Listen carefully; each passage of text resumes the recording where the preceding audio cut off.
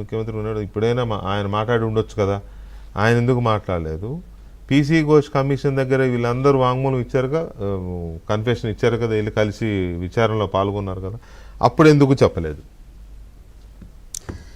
ఇప్పుడు మనోడు ఆర్ఎస్ దానికి చెప్తా నీకు, సరే ఆయన మాట్లాడింది మాట్లాడలేకపోతే నేను కూడా మనోని మాదిరిగానే ఒక ప్రకటన చేస్తా, ఆర్ఎస్ ప్రవీణ్ కుమార్ మాదిరిగా రాజకీయ ప్రకటన. ఇది డిస్క్లైమర్ కూడా ముందే చెప్తున్నా. కేసీఆర్ మళ్ళీ అధికారంలోకి వస్తే, అంటే మళ్ళీ బీఆర్ఎస్ అధికారంలోకి వస్తే నాకు ఇవ్వకుండా మూడోసారి కూడా మా డాడీ అవుతాడేమని కేటీఆరే పీల్చిండేమో, లేకపోతే కేటీఆర్ అవుతాడు కాబట్టి అని దాంట్లో రాజనాల లెక్క హరీష్ రావే పేల్చిండేమో, వీళ్ళిద్దరైతే నాకేందని చెప్పి కవిత గారే పేల్చిండేమో.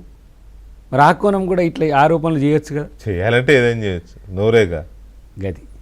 దానికి ఇప్పుడు దానికి ఏమన్నా ఆధారం లేని ఆరోపణలకు దీనివల్ల మీరు బ్రేకింగ్లు పెట్టవచ్చు, లేకపోతే థంబ్నెయిల్స్ పెట్టి చేయొచ్చు. దీనివల్ల గింతకు తప్పితే ఇంకొకటి లేదు.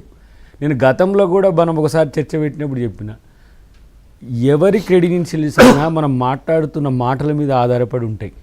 మనం మాట్లాడుతున్నది రియల్. ఇప్పుడు ఆగస్టులో కూలింది అనేది ఇప్పుడు మనకు ప్రకాష్ రెడ్డి గారు చెప్పింది. ఆగస్టులో కూలిన దానికి అక్టోబర్లో కంప్లైంట్ చేసిన దాని నుంచి వచ్చిన చర్చ. సరే, ఇక్కడ నేనేమంటున్నా అంటే కుంగడం, కూలడం, పేల్చడం. మరి అక్కడ పైన పోయే పేలుస్తారా? అక్కడ పెట్టి ఏది మన పైన జాయింట్ దగ్గర కింద కాదా పెట్టింది? ఆడ ఎవరు రక్షకులు, కాపలాదారులు ఎవరు ఉండరా? డ్యామ్ సేఫ్టీ కొరకు ఉండే అధికారులు ఎవరైనా ఉండరా? అంటే ఆ పైన పోయి డిటోనేటర్స్ పెట్టి పేల్చుతుంటే అందరూ ఈడబెట్టినవా నువ్వు మళ్ళీ ఈడబెట్టిన తర్వాత మళ్ళీ ఈడబెట్టి అని పేల్చిరా. ఆ రెండింటి లక్ష్మీబాబురా అంటే ఇంతసేపు వాళ్ళు తెచ్చి ఈ సంఘ విద్రోహ శక్తులు ఇంకెవరో వచ్చి కూల్చుతుంటే అది కుంగిందనే రిపోర్ట్ వచ్చింది. కుంగడం ఎట్లయితుంది? అక్కడ ఉన్న కింద బేస్మెంట్ లేదు, అంటే కింద బేస్ పేల్చిరంటే నీళ్ళలోకి పోయి వెనక టెక్నాలజీతో మొత్తం కిందికి పోయి వెనక ఏదో సినిమాలో పేల్చినట్టు. ఇంత జోకా ఒక ఆరోపణలో కూడా ఇంత ఎవరైనా నమ్మేటట్టు ఉండాలి కదా ఆరోపణ. అందుకని నేను చెప్పిన కేటీఆర్ మంచిగా వాడుకుంటుండు మనోని ప్రవీణ్ కుమార్ని. అది ఫస్ట్ మీరు సరి చేసుకోండి అని చెప్పేది హితవు మాత్రమే.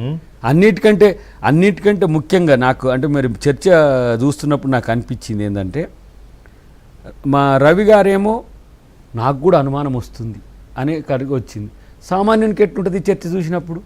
ఏమో గుర్రం ఎగరావచ్చు అనే అనుమానం తేవడమేగా. దీని కొరకు ఇలాంటి వాటి కొరక ఇప్పుడు రాజకీయాలు చేసేది. ఇలా నేను అంటున్నాం, మేము మా ముఖ్యమంత్రి గారు మాట్లాడేటప్పుడు కూడా పరుషంగా దీని మీద పోతే కూడా ఏ విధంగా రిప్లికేషన్స్ వస్తాయో అనే ఉద్దేశంతో కూడా మాట్లాడేటప్పుడు కూడా చాలా జాగ్రత్తగా. ఆ రోజు రాహుల్ గాంధీ గారు ఛత్తీస్గఢ్ పోయేటప్పుడు కూడా అక్కడికి పోయి సాక్ష్యాన్ని చూయించి ఎక్కడిది అసలు ఏడగూలిందని అంటారని.